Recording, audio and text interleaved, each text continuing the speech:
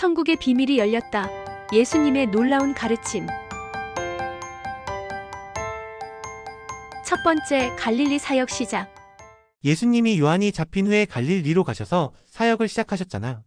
왜 하필 갈릴리야? 예루살렘 같은 큰 도시도 아니고. 갈릴리는 사람들이 좀 무시하던 지역이었어. 하지만 이사야 9장 1절부터 2절, 이사야 선지자 예언의 갈릴리 흑암에 앉은 백성이 큰 빛을 보리라 했거든. 예수님이 그곳에서 빛이 되심으로 예언을 성취하신 거지.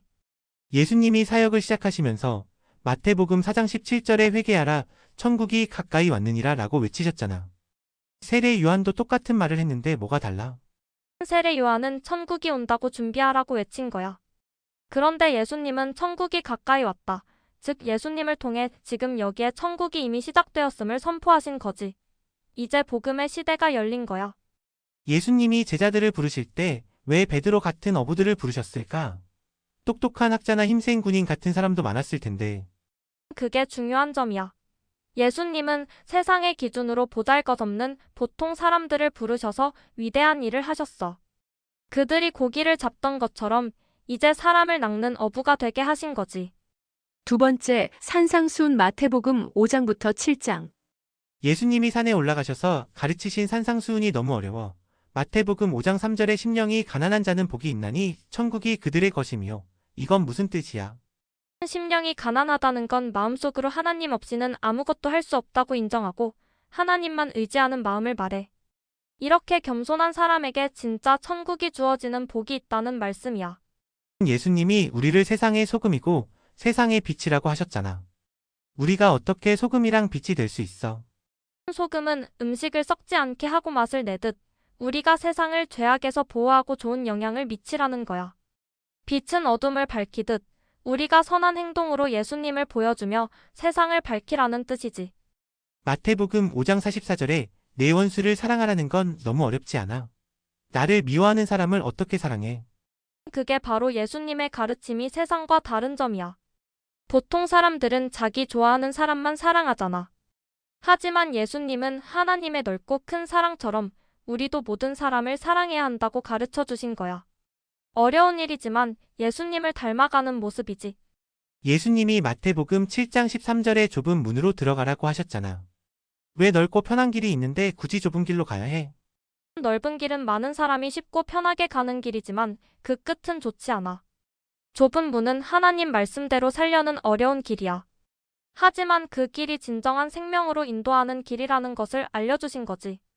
반석 위에 집을 지은 지혜로운 사람 이야기가 나오잖아. 그 반석이 뭐야? 진짜 단단한 돌멩이 말하는 거야. 그 반석은 예수님의 말씀을 듣고 그대로 순종하는 것을 말해. 말씀대로 살아가는 삶은 어떤 어려움이 와도 흔들리지 않는 튼튼한 집처럼 굳건하다는 비유야. 말씀에 순종하는 것이 가장 지혜로운 삶인 거지. 세 번째, 치유와 기적들. 예수님이 병든 사람을 엄청 많이 고쳐주셨잖아. 왜 그렇게 많은 치유와 기적을 베푸신 거야? 그냥 말씀만 가르치면 안 돼? 예수님이 병든 자를 치유하신 건 연약한 사람들을 향한 깊은 사랑과 긍휼 때문이야. 동시에 메시아로서 하나님의 능력을 보여주신 증거이기도 해. 예수님이 죄뿐 아니라 질병과 고통까지 다스리시는 분이라는 걸 보여주신 거지. 로마 백부장 이야기도 나오잖아. 자기 종이 아픈데 예수님한테 제 밑에 있는 군인처럼 말씀만 하시면 나을 겁니다라고 했대. 왜 예수님이 그 백부장의 믿음을 칭찬하셨을까? 백부장은 로마 군인이라 유대인이 아니었지만 예수님의 권능을 정확히 이해했어. 마치 자기 명령의 부하가 움직이듯 예수님 말씀 한마디면 모든 병이 나을 거라고 믿은 거야. 예수님은 이스라엘 중에서도 이런 믿음을 본 적이 없다고 마태복음 8장 10절에 크게 칭찬하셨지. 예수님이 귀신 들린 사람한테서 귀신을 쫓아내기도 하셨잖아. 이건 뭘 보여주는 거야? 무서워. 그건 예수님이 어둠의 세력, 즉 마귀의 권세보다 훨씬 강한 분이라는 걸 보여줘. 귀신을 쫓아내는 능력은 예수님이 하나님의 아들로서 모든 영적인 권세를 가지고 계심을 명확히 드러내는 거야. 마태복음 9장 2절 중풍병자를 고쳐주실 때 예수님이 내 죄 사함을 받았느니라 먼저 말씀하셨잖아. 왜 병을 고치기 전에 죄를 먼저 용서하셨어? 그리고 사람들이 왜 거기에 화를 냈어? 예수님은 병의 근원이 죄라는 것을 보여주시고 영혼의 치유가 더 중요함을 알려주셨어. 사람들이 화낸 건 오직 하나님만이 죄를 용서할 수 있다고 믿었기 때문이야. 예수님이 자신이 하나님이심을 드러내신 거였지. 네 번째, 12제자 파송. 예수님이 12명의 제자를 뽑아서 파송하셨잖아. 왜 하필 12명이었을까? 더 많이 보내면 더 좋지 않아? 10이라는 숫자는 옛날 이스라엘의 12지파를 상징해. 예수님이 12명의 제자를 뽑으신 건 그들을 통해 새로운 하나님의 백성인 교회를 세우겠다는 의미가 있었던 거야. 마치 새로운 이스라엘을 만드시는 거지. 제자들을 파송하면서 예수님이 그들에게 병 고치고 귀신 쫓는 능력도 주셨다며? 제자들도 예수님처럼 기적을 행할 수 있었던 거야. 응, 맞아. 예수님이 자신의 권능을 제자들에게 위임하신 거야. 제자들이 예수님의 이름으로 병을 고치고 귀신을 쫓아내면서 하나님 나라의 복음이 얼마나 강력한지 사람들에게 보여줄 수 있었지. 예수님이 마태복음 10장 16절에 제자들한테 핍박을 받을 거다. 뱀같이 지혜롭고 비둘기같이 순결하라고 말씀하셨잖아. 왜 기쁜 소식을 전하러 가는데 힘들 거라고 경고하셨을까? 예수님의 일을 하는 것이 항상 쉽고 편한 것만은 아니라는 걸 미리 알려주신 거야. 복음을 전하다가 어려움을 겪을 수 있지만 지혜롭고 순결하게 인내하라고 가르치신 거지. 진정한 제자의 길은 고난도 포함한다는 거야. 다섯 번째, 천국 비유 마태복음 13장. 예수님은 왜 비유로만 말씀하셨을까? 그냥 딱 알아듣기 쉽게 설명해주면 좋았을 텐데.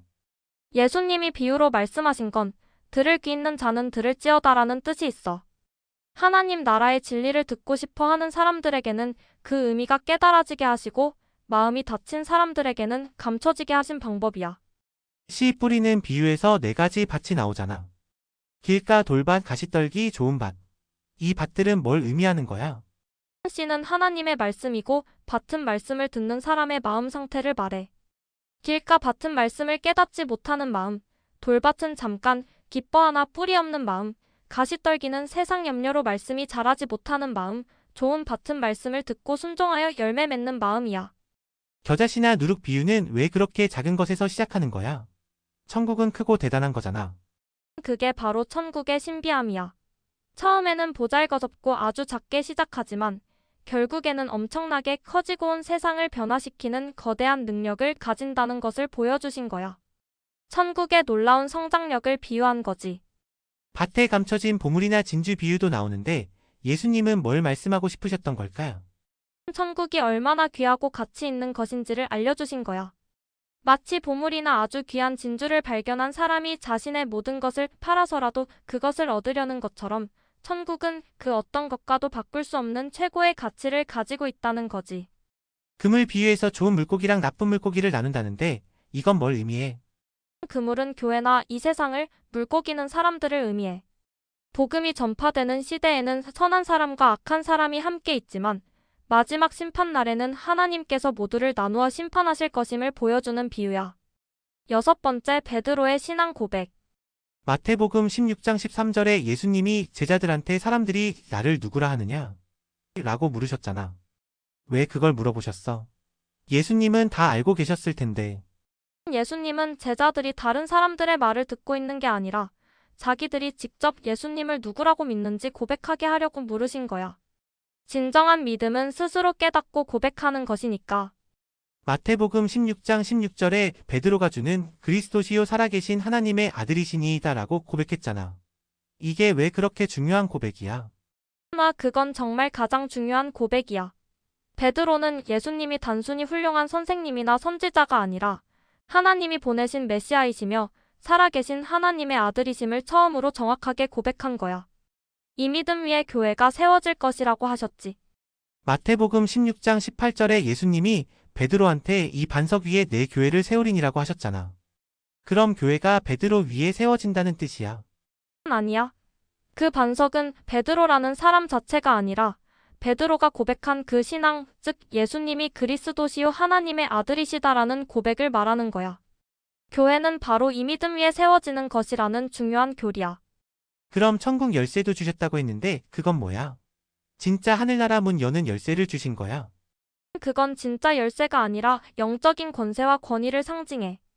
베드로와 제자들이 예수님의 복음을 전하고 진리를 선포할 때 그 말씀에 하나님의 권능이 함께한다는 뜻이야.